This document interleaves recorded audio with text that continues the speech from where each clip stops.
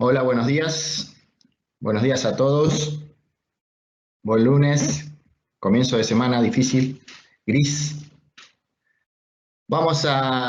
Mi nombre es Alejandro García. Estoy en Práctica hace aproximadamente un año. Formo parte de la comunidad de Scrum Master. Hace bastante estamos con proyectos de agilidad en algunos clientes. Y me va a acompañar hoy Cecilia Cantoli, también, que forma parte de la comunidad de Scrum Master. Y vamos a contar un poco qué son las historias de usuario y dentro de las mismas la importancia que tienen los criterios de aceptación. Bien.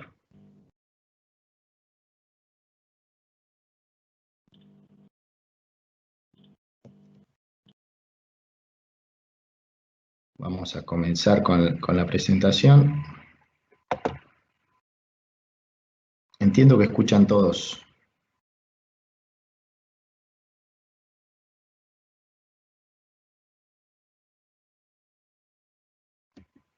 Bien. En principio les cuento las reglas de convivencia. Esta modalidad no contempla micrófonos abiertos, ya que la modalidad tiene un delay para tener una mejor calidad de video y de audio. En consecuencia, todo lo que es preguntas o comentarios lo vamos a realizar vía chat y luego nosotros los contestaremos. Historias de usuario. ¿Qué son las historias de usuario? Las historias de usuario no son ni más ni menos que una breve descripción de la funcionalidad que se quiere de una aplicación, pero contada desde la perspectiva del usuario. Deberían ser escritas por el usuario. ¿Qué debería hacer el sistema? Todo en términos de negocio, sin palabras técnicas. Esto quiere decir que nos tenemos que abstraer un poco de la parte sistémica y tener una idea clara, pero en términos de negocio. Las historias están conformadas básicamente por una breve descripción que tiene una estructura que más adelante les vamos a comentar. Los criterios de aceptación, que es uno de los componentes más importantes, es el que vamos a hacer doble clic más adelante. Test de aceptación, que, bueno, cuanto más automatizables sean, mucho mejor, claramente. Debemos contar con una gran cantidad de preguntas, esto respecto al usuario, para entender bien cuál es su expectativa. Y esto debe ser explicado oralmente, ¿sí? Entonces, tenemos que las historias de usuario son funcionalidades, pero siempre contadas desde la perspectiva del usuario. Bien. Hay una diferencia clara entre los requerimientos tradicionales y las historias de usuario. ¿Dónde radica esta diferencia? Y fundamentalmente en el nivel de detalle. Las historias de usuario son concretas, son una descripción y tienen el lenguaje del cliente o del usuario, mientras que los requerimientos son mucho más detallados. En las historias de usuario vamos a evitar entrar en temas de diseño, ya sea de interfaz del usuario, de específicos de la tecnología, diseño de base de datos, vamos a evitar los algoritmos. En definitiva, hay una gran diferencia tanto en el nivel de detalle como en el lenguaje que son contadas, que es más humano o más tendiente al negocio, ¿no? Acá podemos hacer una breve descripción de la visión desde el backlog de las historias de usuario. Podemos ver que la historia de usuario arranca con un tema, el tema tiene que ver con la visión de la empresa, el tema está asociado generalmente a la estrategia o al budget o a temas propios que tienen que ver con la estrategia de la empresa. Podemos decir que a partir de los temas es cuando se le da luz verde al proyecto. Luego entramos en la parte propiamente del producto, que acá es donde vemos las historias de usuario. A su vez podemos ver que están graficadas las épicas y los futures. Las épicas agrupan historias de usuario. Tenemos que tener en cuenta que las historias de usuario no pueden exceder el tamaño en tiempo de un sprint. Y luego tenemos los futures propios de la aplicación, las funcionalidades. Y a partir de ahí, a partir de las historias de usuario, estas se trabajan y se bajan más a detalle, transformándose en tareas. Las tareas son las propias del sprint. Entonces, nosotros podemos tener una historia de usuario que bajada a tareas tenga un montón de temas a resolver por distintas personas, pero son temas pequeños. Por ejemplo, puede ser, no sé, instalar un servidor, generar un ambiente tal. Son pequeñas tareas que terminan conformando la historia de usuario o terminan haciendo realidad la funcionalidad detallada en la historia.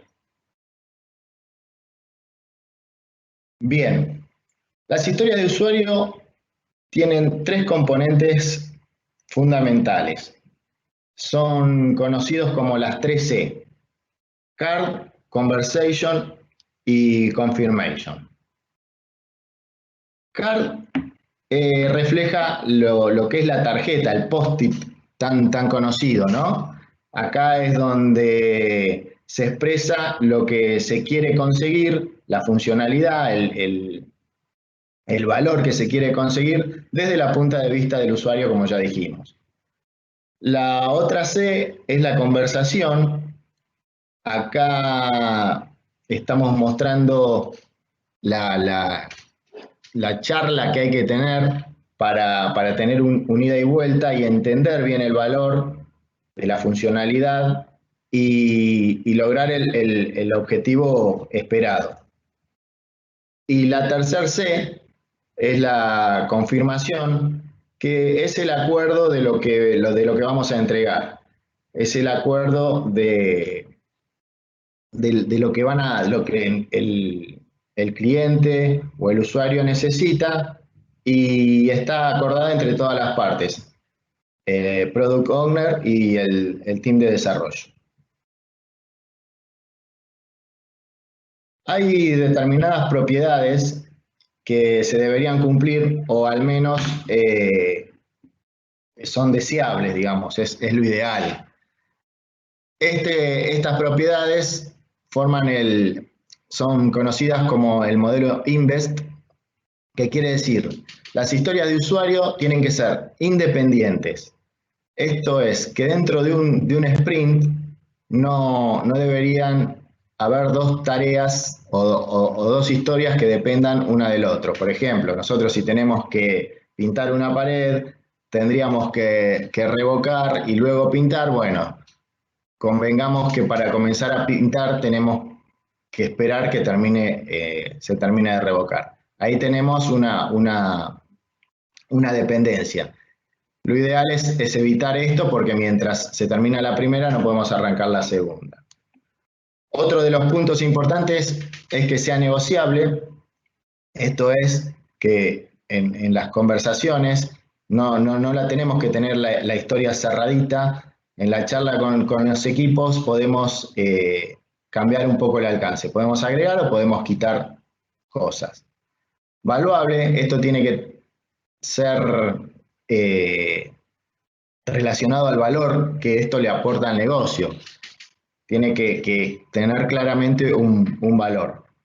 Estimable, meterla en una escala de tiempo, en un time box, poder saber cuánto va a durar la historia y que entre en un sprint. Que sea pequeña, que sea lo más chica posible y que sea testeable. Acá vemos la muñeca del Product Owner en lograr un equilibrio en todo esto. Convengamos que no es tan fácil conseguir una historia que tenga mucho valor y que sea muy pequeña. Entonces acá hay que buscar un equilibrio. La estructura de las historias de usuario, la primera C, CARD, está conformada por 3 datos que no deben faltar. Cómo, quiero y para. Cómo tiene que ver con el rol, el quiero tiene que ver con los eventos y el para las funcionalidades. Acá lo que vemos son datos que son fundamentales. Esto sí o sí no pueden faltar al momento de encarar o de redactar una historia de usuario. No podemos evitar ninguno de estos 3 componentes de la estructura. Esto lo que ayuda es a darle claridad al objetivo de la historia. Acá vamos a pasar a ver unos ejemplos de historia de usuario, ¿no? Tenemos el primero que es, como usuario, quiero registrarme en el sitio de ofertas laborales para buscar un empleo. El otro ejemplo dice, como cliente, quiero retirar dinero del cajero para evitar ir al banco en una fila. Entonces, en el ejemplo se ve clara la estructura. ¿Cómo es el rol? El rol es cliente, usuario, según el ejemplo. ¿Qué es lo que quiero? En uno quiero registrarme en un sitio, en otro quiero retirar dinero. Y terminamos en el para. ¿Para qué quiero que se produzca este evento? Para buscar empleo, para evitar ir al banco a hacer una fila. ¿Sí? Bien. Con esto cerramos historias de usuario. No sé si tienen dudas.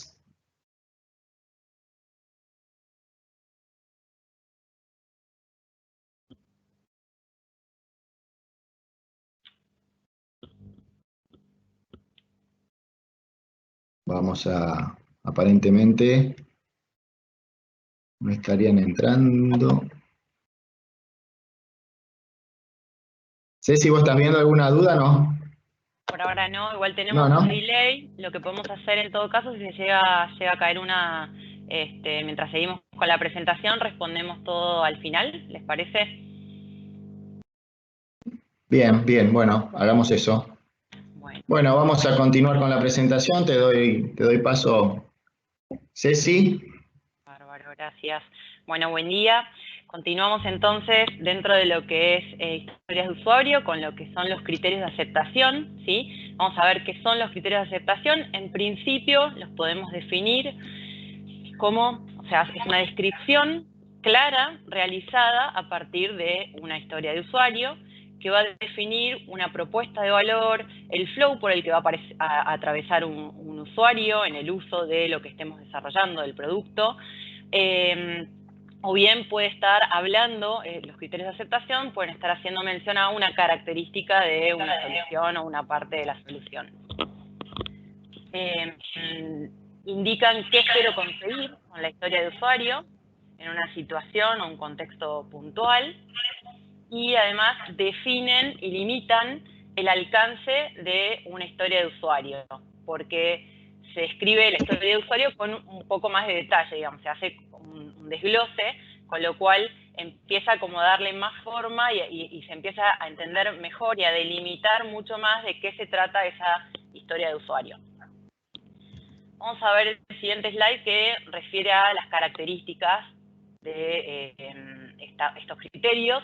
Y la primera es que siempre están. Digamos, es imposible hablar de historias de usuario y no hablar de criterios de aceptación. Si hay una historia de usuario, existe al menos un criterio de aceptación relacionado. Que no lo vayamos a escribir es otra cosa, pero deberían siempre, o sea, sabemos que existen y deberíamos siempre reconocerlos y tenerlos identificados.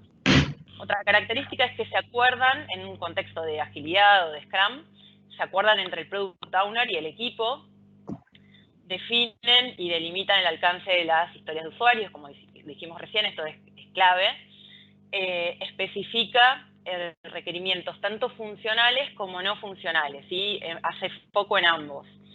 Abarca distintos escenarios de negocio, como puede ser un escenario principal, otras alternativas, excepciones, caminos felices, caminos no felices.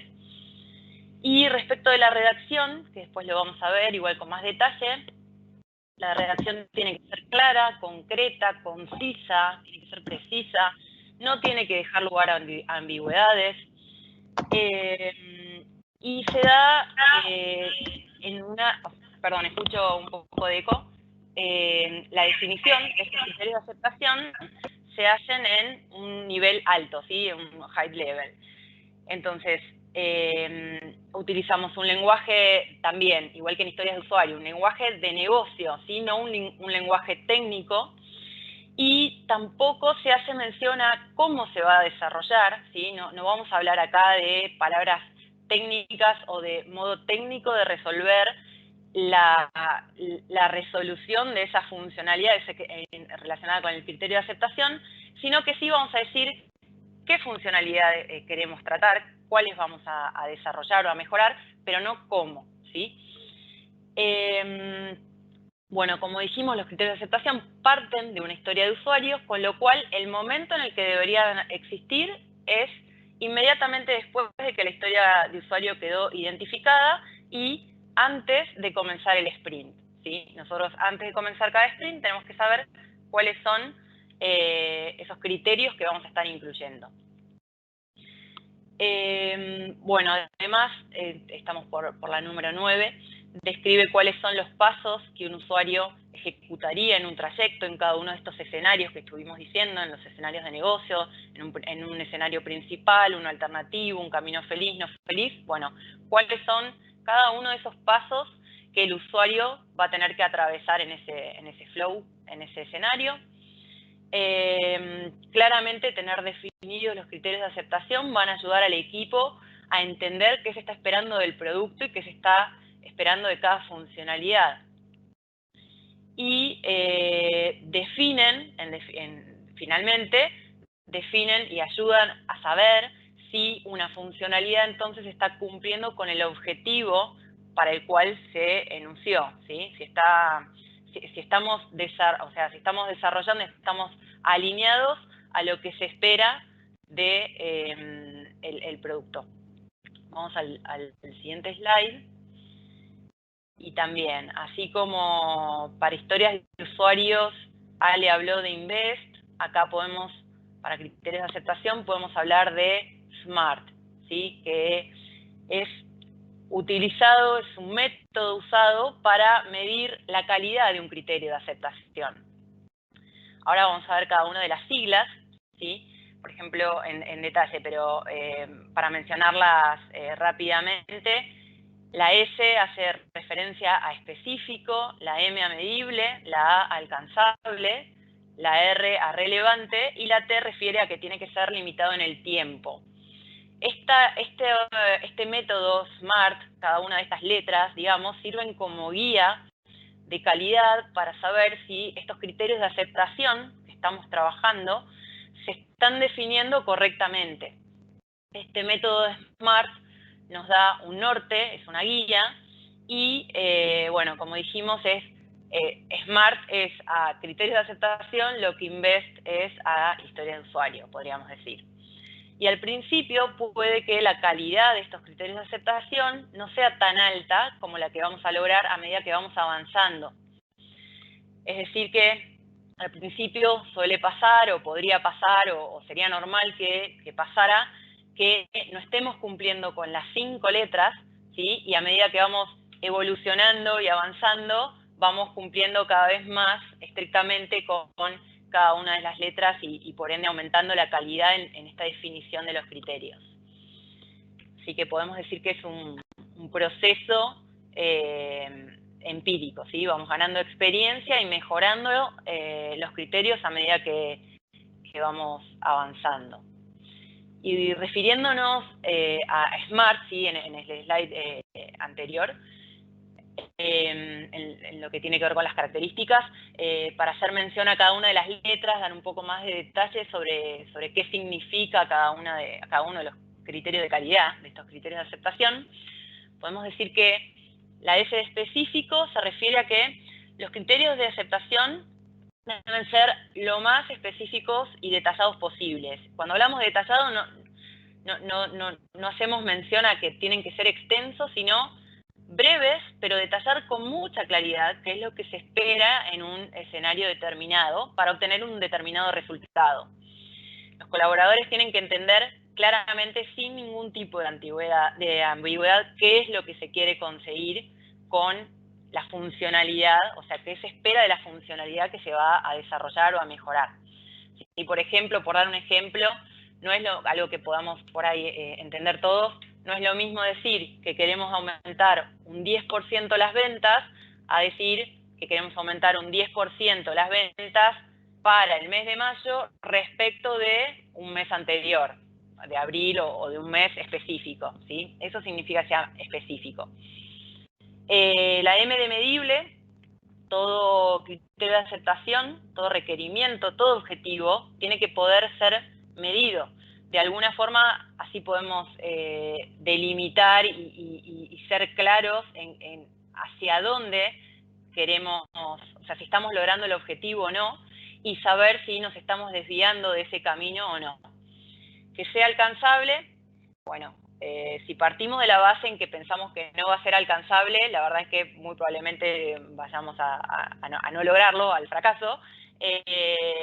Por eso cuando lo planteamos cuando planteamos un objetivo y pensamos que es alcanzable, tuvimos que haber analizado los escenarios, ¿sí? Si el equipo de trabajo tiene experiencia en lo que va en la funcionalidad que estamos pidiendo desarrollar, o si en el mercado alguien ya lo hizo, o si tiene el know-how, el equipo para hacerlo, si tiene la capacidad, si tiene la predisposición, ese tipo de variables como para decir que ese criterio entonces es alcanzable y es realizable, ¿sí?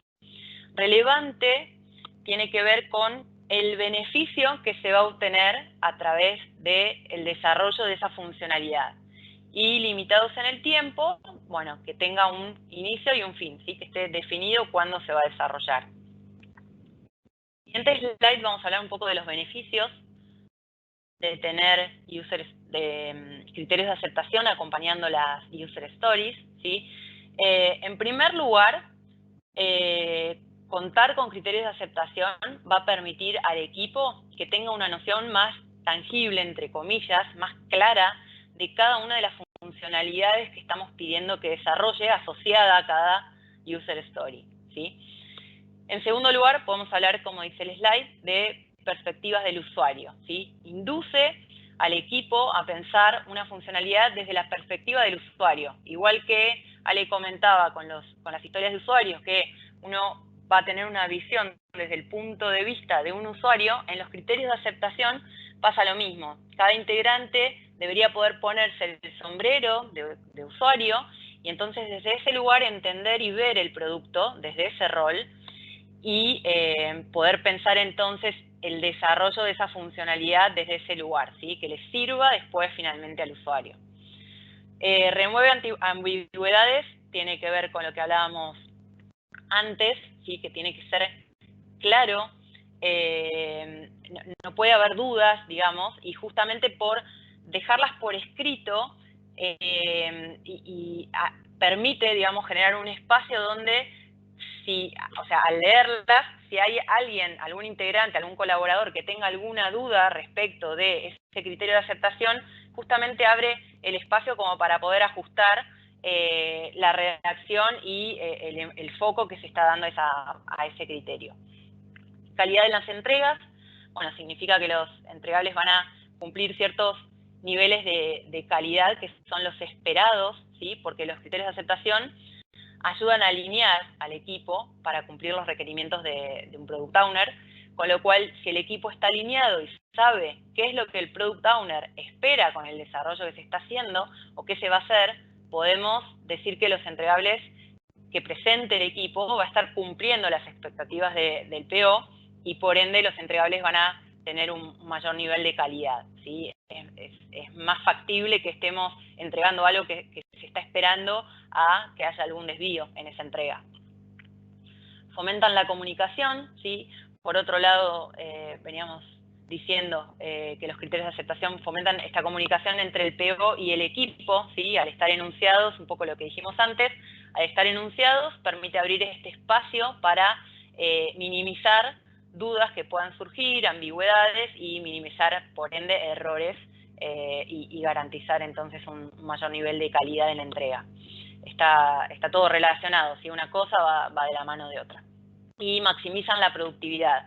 También, al estar enunciados y estar todos de acuerdo y estamos todos alineados, todos sabemos para qué lado tenemos que ir, entonces se maximiza y se optimizan los tiempos, tanto para el equipo como para el PO, ¿sí? El equipo ya sabe a qué se tiene que dedicar, qué aspectos del producto tiene que desarrollar y cómo lo va a hacer, y el Product Owner está tranquilo de que todo el mundo sabe qué es lo que tiene que hacer y él puede dedicarse a otras partes del producto, otras partes del proyecto o, bueno, otras tareas.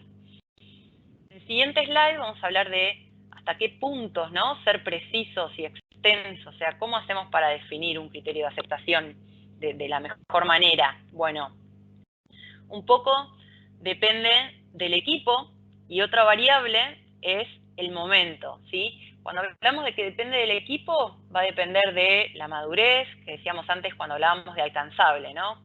La madurez del equipo, la experiencia que tiene, su capacidad, la capacidad que tiene o la libertad o la potestad que se le da al equipo para participar en la definición de ese producto, ¿sí?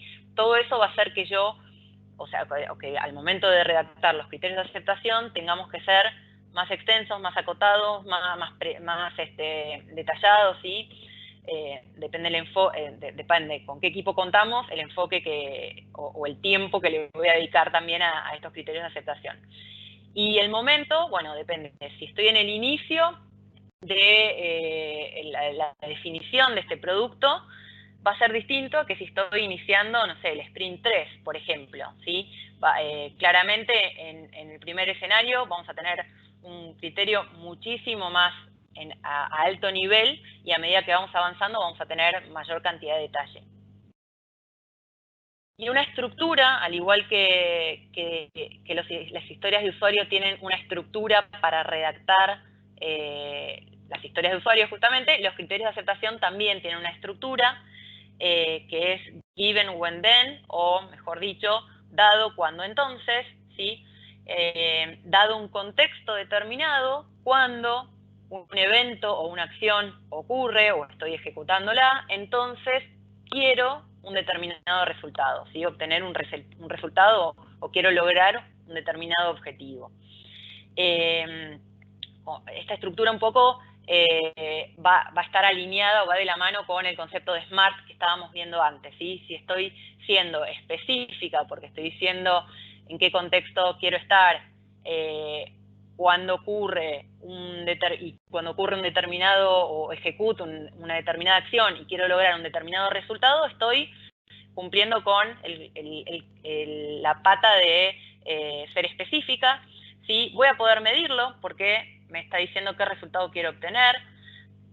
Ya determiné, ya hice el análisis de que esto que estoy enunciando previamente es alcanzable por el equipo.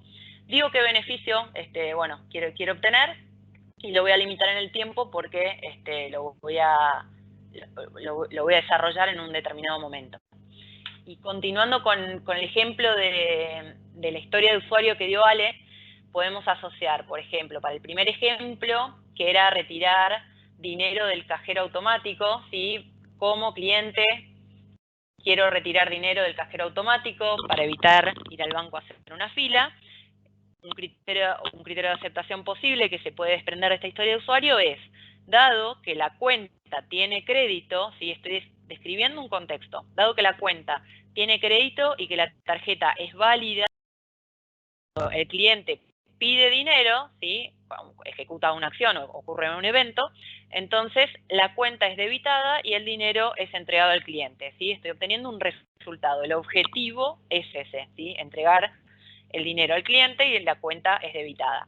Otro criterio de aceptación asociado a la misma user story puede ser, dado que la cuenta no tiene crédito, ¿sí? Esto también habla de estos escenarios de negocio que se podían presentar, que estuvimos viendo en otros slides. Dado que la cuenta no tiene crédito y que la tarjeta es válida, cuando el cliente pide dinero, entonces el cajero muestra un mensaje y se expide la tarjeta. Y otro ejemplo también relacionado con la historia de usuario anterior, a la anterior la que dijo Alejandro, como usuario quiero registrarme en el sitio de ofertas laborales para buscar empleo. Entonces el ejemplo de este criterio de aceptación podría ser, dado que ingresé a la página de registración, cuando visualice la página entonces se deberá poder cargar datos, ¿sí? Nombre, apellido y los especifica. Y otro criterio podría ser, dado que realicé ya la carga de los datos, cuando acepte la registración, entonces deberá validar que se hayan completado los campos obligatorios. Bueno, hasta acá llegamos a historias de usuario, criterios de aceptación. Ahora sí, no sé si habrá dudas, comentarios. Sí, ahí sé si hubieron algunas consultas que las respondí en el chat. Una de las consultas tenía que ver con, ya te digo, dice, en las historias de usuario, ¿qué tan pertinentes son? Perdón, pero no, estoy medio corto de vista, me cuesta leer. ¿Qué tan pertinentes son para la creación de casos de test? Bueno, la respuesta a esto es ideal que los casos de test se generen en el momento de que se crea la historia de usuario, que se discute o en la conversación, porque de esta manera las expectativas se alinean mucho con lo que realmente espera el usuario. Acá lo que se trata es de alinear expectativas, básicamente. Al entender al usuario en su propio idioma qué es lo que quiere, no vamos a llegar al final del proyecto entregándole una cosa que no pidió. ¿Sí? ¿Se escucha, Ceci? Sí. Se escucha, sí, sí. Perfecto. Otra consulta dice, yo podría entender que dentro de la parte de buscar empleo se podría usar distintos filtros para la búsqueda. ¿Esto podría implicar generar otras historias de usuario o podría implicar generar tareas dentro de la historia? Bien, acá lo importante de la historia de usuario es que entre en el tiempo que dura un sprint y que no sobre, digamos, ¿no? Por cualquier variación que haya en el tiempo, que no sobre un poco. Si esto de agregar filtros implica un timebox demasiado grande, deberíamos crear otra historia de usuario y ver si entra en este sprint o lo hacemos en otro sprint. Tiene que ver básicamente con el criterio de cada uno. Tal vez son tareas muy pequeñas, entonces directamente lo metemos como tarea dentro de una determinada historia de usuario. Bien, ¿qué más?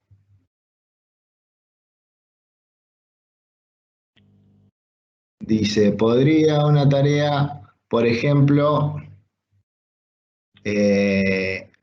afinar los SQL de recuperación de datos, ¿podría ser una tarea? Sí, podría ser una tarea, claramente.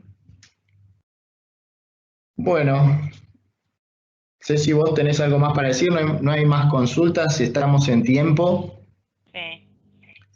así que, bueno, de mi parte agradecerles haberse sumado a esta charla. Cualquier consulta pueden hacerla por mail, estamos a disposición, tanto yo como Ceci. Así que de mi parte, nada, muchas gracias y hasta la próxima. Muchísimas gracias y sí, nos vemos en el próximo Practi Academy.